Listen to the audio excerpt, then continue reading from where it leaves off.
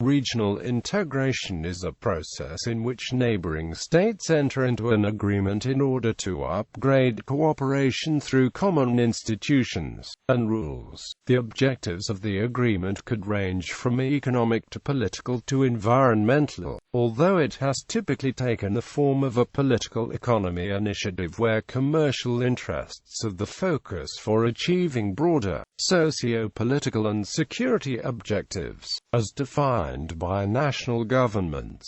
Regional integration has been organized either via supranational institutional structures or through intergovernmental decision-making, or a combination of both. Past efforts at regional integration have often focused on removing barriers to free trade in the region, increasing the free movement of people, labor, goods, and capital across national borders, reducing the possibility of regional armed conflict, and adopting cohesive regional stances on policy issues, such as the environment, climate change and migration. Intra-regional trade refers to trade which focuses on economic exchange primarily between countries of the same region or economic zone. In recent years, countries within economic trade regimes such as ASEAN in Southeast Asia, for example, have increased the level of trade and commodity exchange between themselves, which reduces the inflation and tariff barriers associated with foreign markets, resulting in growing prosperity. Overview. Regional integration has been defined as the process through which national states voluntarily mingle, merge and mix with the neighbors so as to lose the factual attributes of sovereignty while acquiring new techniques for resolving conflicts among themselves.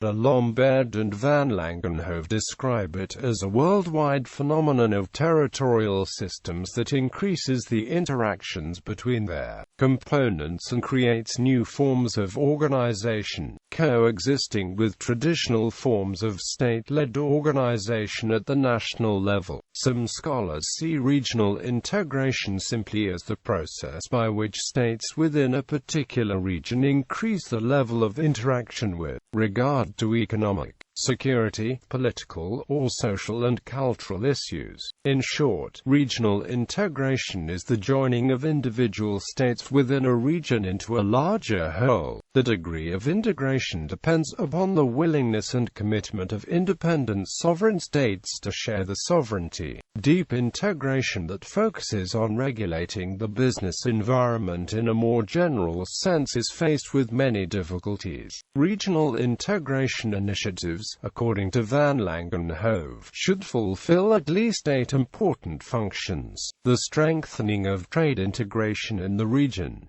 the creation of an appropriate enabling environment for private sector development, the development of infrastructure programs in support of economic growth and regional integration, the development of strong public sector institutions and good governance, the reduction of social exclusion and the development of an inclusive civil society. Contribution to peace and security in the region, the building of environment programs at the regional level, the strengthening of the region's interaction with other regions of the world.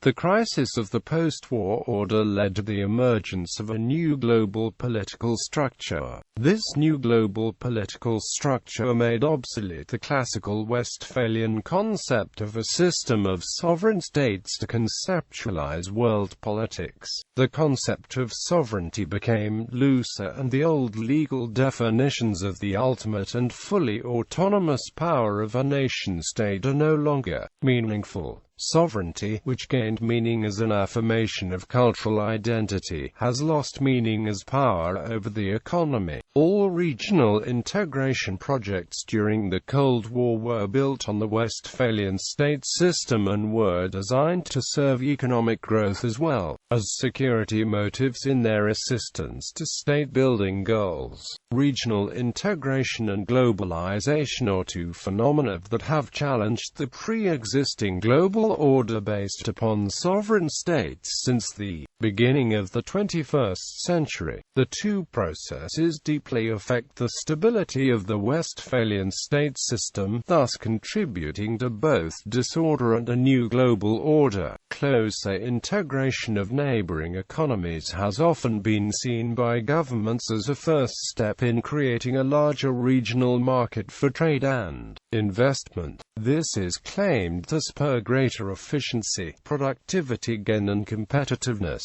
not just by lowering border barriers, but by reducing other costs and risks of trade and investment. Bilateral and sub-regional trading arrangements have been advocated by governments as economic development tools, as they've been designed to promote economic deregulation. Such agreements have also aimed to reduce the risk of reversion towards protectionism, locking in reforms already made and encouraging further structural adjustment. Some claim the desire for closer integration is usually related to a larger desire for opening nation-states to the outside world, or that regional economic cooperation is pursued as a means of promoting development through greater efficiency, rather than as a means of disadvantaging others. It is also claimed that the members of these arrangements hope that they will succeed as building blocks for progress with a growing range of partners and towards a generally freer and open global environment for trade and investment, and that integration is not an end in itself, but a process to support economic growth strategies, greater social equality and democratization. However, regional integration strategies as pursued by economic and national interests, particularly in the last 30 years, have also been highly contested across civil society. There is no conclusive evidence to suggest that the strategies of economic deregulation or increased investor protection implemented as forms of regional integration have succeeded in contributing to progress in sustainable economic growth, as the number of economic crises around the world have increased in frequency and intensity over the past decades.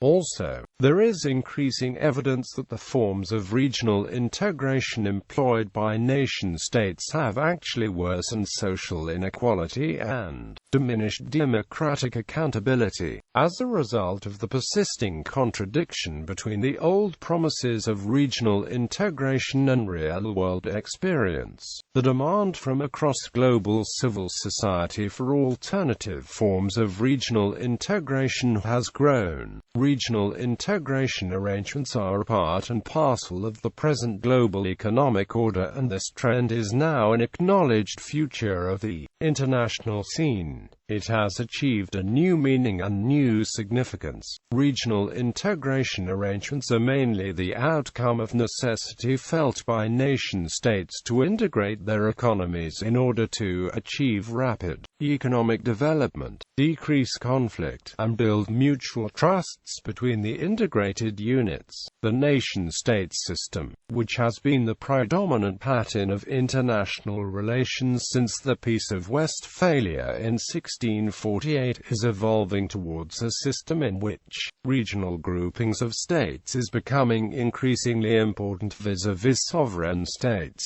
Some have argued that the idea of the state and its sovereignty has been made irrelevant by processes that are taking place at both the global and local level. Walter Lippmann believes that the true constituent members of the international order of the future are communities of states.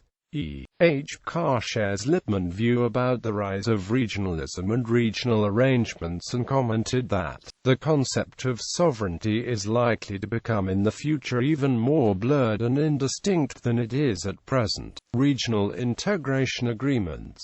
Regional integration agreements have led to major developments in international relations between and among many countries, specifically increases in international trade and investment and in the formation of regional trading blocs. As fundamental to the multifaceted process of globalization, globalization. Regional integration has been a major development in the international relations of recent years. As such, regional integration agreements has gained higher importance. Not only are almost all the industrial nations part of such agreements, but also a huge number of developing nations too are a part of at least one, and in cases, more than one such agreement. The amount of trade that takes place within the scope of such agreements is about 35%, which accounts to more than one-third of the trade in the world. The main objective of these agreements is to reduce trade barriers among those nations concerned, but the structure may vary from one agreement to another. The removal of the trade barriers or liberalization of many economies has had multiple impacts, in some cases increasing gross domestic product, but also resulting in greater global inequality, concentration of wealth and an increasing frequency and intensity of economic crises. The number of agreements agreed under the rules of the GATT and the WTO and signed in each year has dramatically increased since the 1990s. There were 194 agreements ratified in 1999 and it contained 94 agreements from the early 1990s. The last few years have experienced huge qualitative as well as quantitative changes in the agreements related to the regional integration scheme. The top three major changes were: deep integration recognition, closed regionalism to open model, advent of trade blocs. Deep integration recognition. Deep integration recognition analyzes the aspect that effective integration is a much broader aspect, surpassing the idea that reducing tariffs, quotas and barriers will provide effective solutions. Rather, it recognizes the concept that additional barriers tend to segment the markets. This in turn impedes the free flow of goods and services, along with ideas and investments. Hence, it is now recognized that the current framework of traditional trade policies are not adequate enough to tackle these barriers. Such deep integration was first implemented in the Single Market Program in the European Union. However, in the light of the modern context, this debate is being propounded into the clauses of different regional integration agreements arising out of increase in international trade. Closed regionalism to open model. The change from a system of closed regionalism to a more open model had arisen out of the fact that the section of trading blocs that were created among the developing countries during the 1960s and 1970s were based on certain specific models such as those of import substitution as well as regional agreements coupled with the prevalence generally higher external trade barriers. The positive aspects of such shifting is that there has been some restructuring of certain old agreements. These agreements tend to be more forward in their outward approach as well as show commitment in trying to advance international trade and commerce, instead of trying to put a cap on it by way of strict control.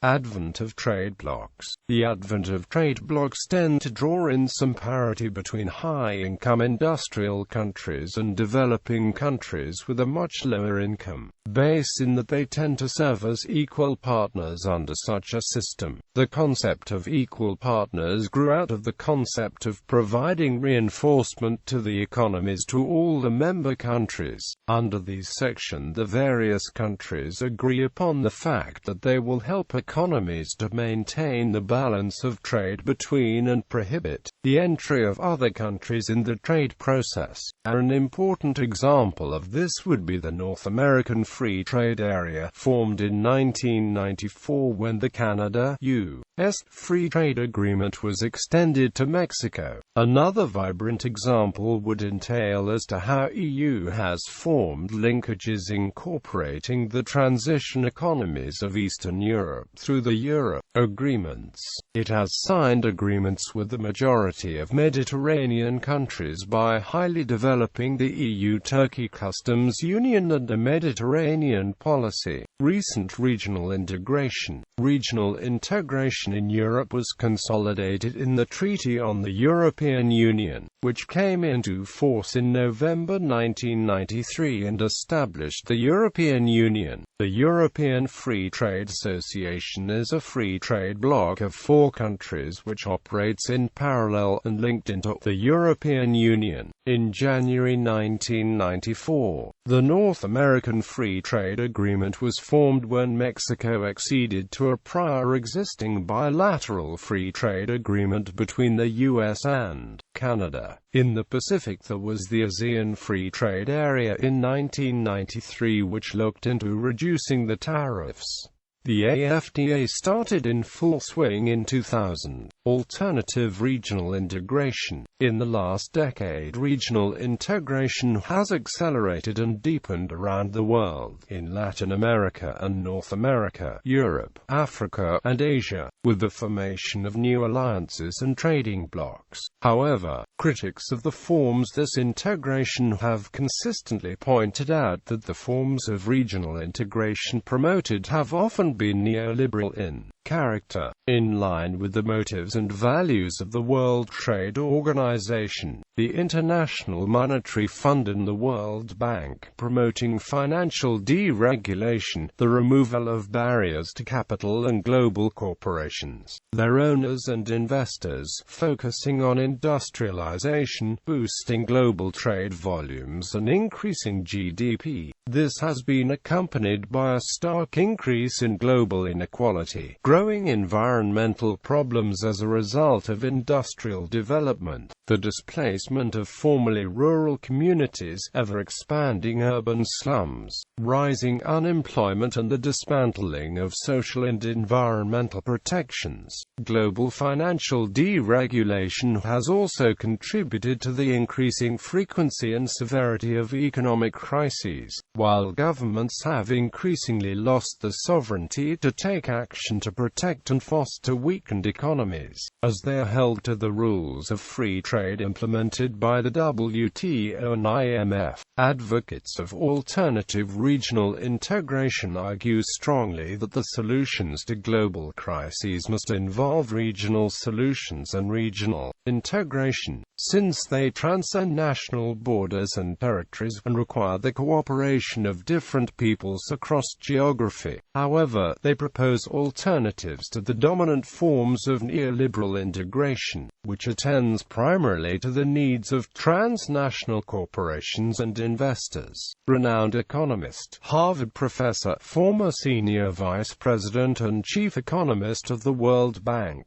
Joseph Stiglitz has also argued strongly against neoliberal globalization. Stiglitz argues that the deregulation, free trade, and social spending cuts or austerity policies of neoliberal economics have actually created and worsened global crises. In his 2002 book Globalization and Its Discontents, he explains how the industrialized economies of the US, Europe, Japan, South Korea and Taiwan developed not with the neoliberal policies promoted in developing countries and the Global South by the WTO, IMF and World Bank, but rather with a careful mix of protection, regulation, social support and intervention from national governments in the market.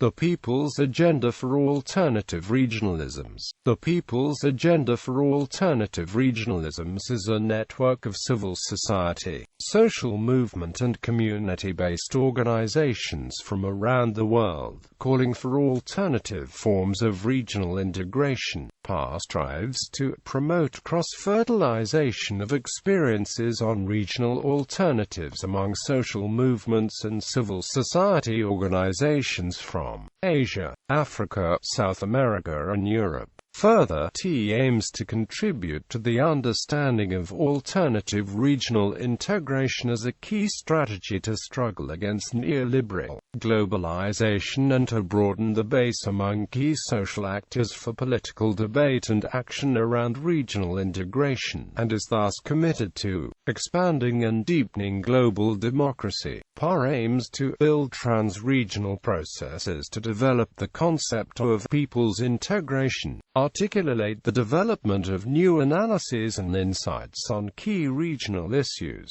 expose the problems of neoliberal regional integration and the limits of the export-led integration model, share and develop joint tactics and strategies for critical engagement with regional integration processes as well as the development of people's alternatives.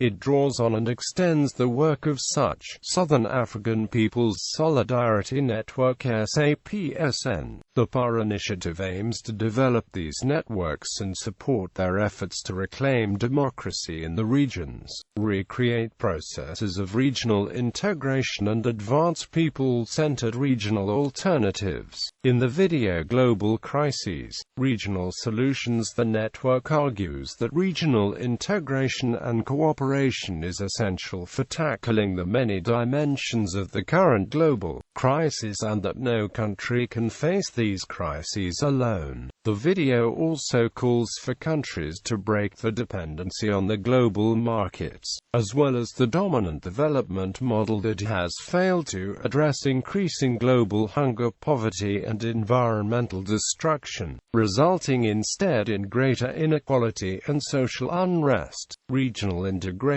the video argues, should be much more than macroeconomic cooperation between states and corporations. It should protect shared ecological resources and should promote human development, health, well-being and democracy as the base of economic development. Bibliography: Bosl, Anton, Breitenbach, Willy, Hartzenberg, Trudy, McCarthy, Colin, Shade, Klaus. Monitoring Regional Integration in Southern Africa. Yearbook Volume 8, Stellenbosch 2009.